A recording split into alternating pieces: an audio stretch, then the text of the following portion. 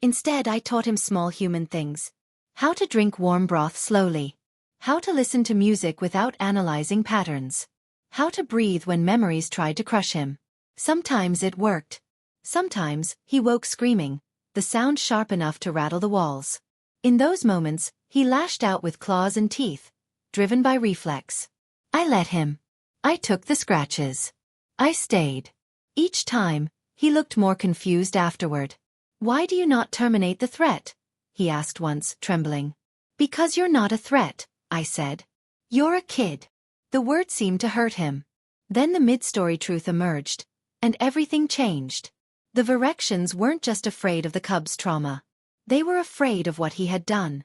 During a routine neural scan, the station AI flagged an anomaly.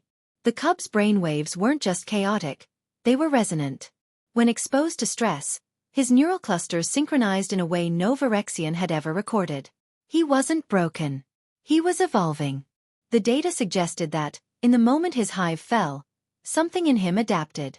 He didn't shut down like his species expected. He felt everything, and his mind rewrote itself to survive the impossible. A Virexian who could feel. A Virexian who could choose. The council's sudden interest made horrifying sense. When I told the cub the truth, he was quiet for a long time.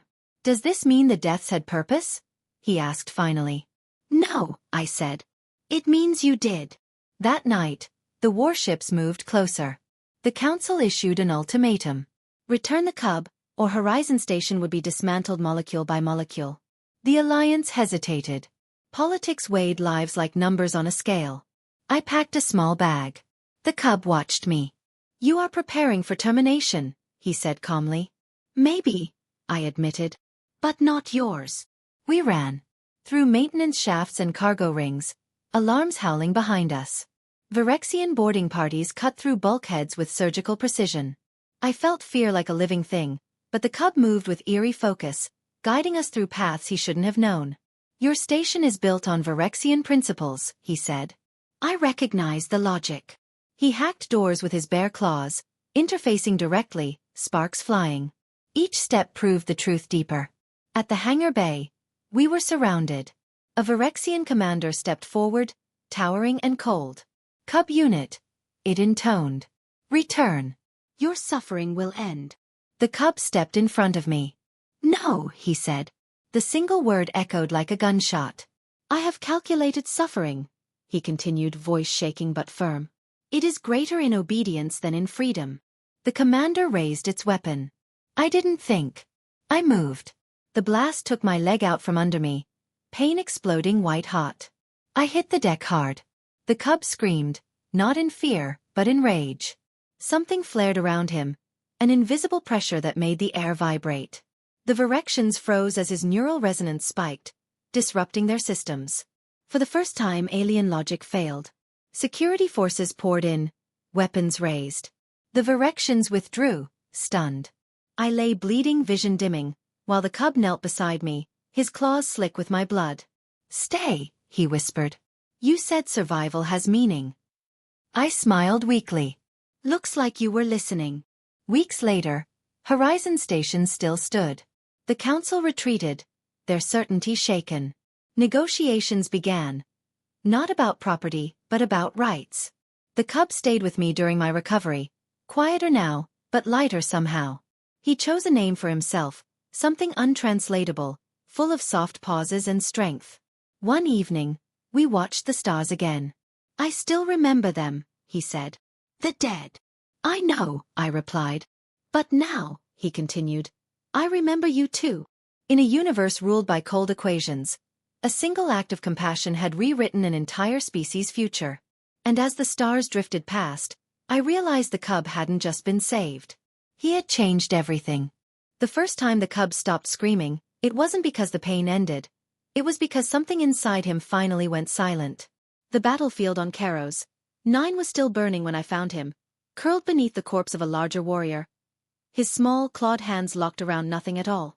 Ash drifted through the air like gray snow, and the sky glowed the sickly orange of orbital fire. I had seen death before. Too much of it. But the cub's eyes, wide, glassy, and far too old, made my breath catch. I should have kept walking. That was the order. Evacuate survivors. Leave the rest.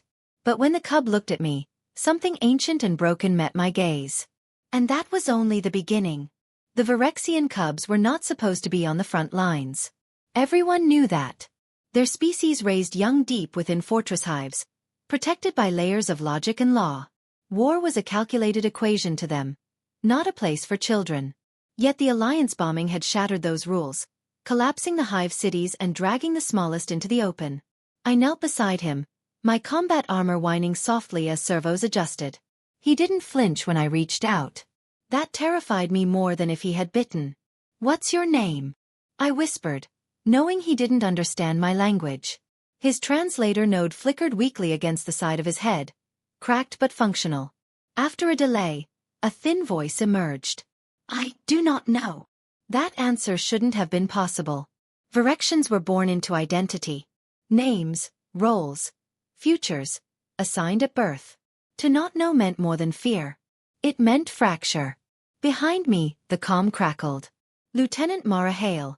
Extraction in 2 minutes. Move." I looked at the cub again. At the blood matted into his silver-gray fur. At the way his chest barely moved. 2 minutes to decide who I was going to be. I lifted him into my arms. No one stopped me as I boarded the shuttle, though several soldiers stared. One shook his head slowly, as if watching a slow-motion disaster. He was right. Because none of us were prepared for what the cub carried inside him. On the flight back to Horizon Station, the cub didn't sleep. He didn't cry. He just watched the stars through the viewport, unblinking, as if counting the dead between each point of light. Medical scans revealed the obvious injuries: fractured ribs, neural shock, severe malnutrition, but the doctors grew quiet when they reached his brain. Virexian neural clusters were elegant things, layered logic spirals designed for calm efficiency. His were scarred, overfiring, tangled in loops of threat and loss. "He's stuck in survival recursion," the xenoneurologist said softly. "His mind keeps replaying the deaths. It doesn't know how to stop." "Can you fix it?" I asked. The doctor hesitated. "We can suppress it. Or erase parts." The cub's eyes met mine again, as if he understood far more than he should have. Erase him or let him suffer. I made my choice. "We don't erase," I said. "We help him remember something else." That was when the station alarms sounded. Virexian warships had appeared at the edge of the system, not firing, not advancing, just watching. Their demand came through moments later, cold and precise. "Return the cub." They called him damaged property. But that was only the beginning. The Virexian Council transmitted their logic endlessly, a river of cause and effect. The cub, they explained, had witnessed a statistical overload of death. His behavioral irregularities made him a future liability. In their culture, broken tools were recycled. I listened, fists clenched, while diplomats argued probabilities and concessions. No one asked what the cub wanted. At night, he sat in my quarters, tracing the scars on my arms with careful claws. "Why do you keep these?" he asked once, his translator stronger now. "Because they remind me I survived," I said. He considered that. "Survival is inefficient," he replied. "Most who survive continue to suffer." I had no answer for that.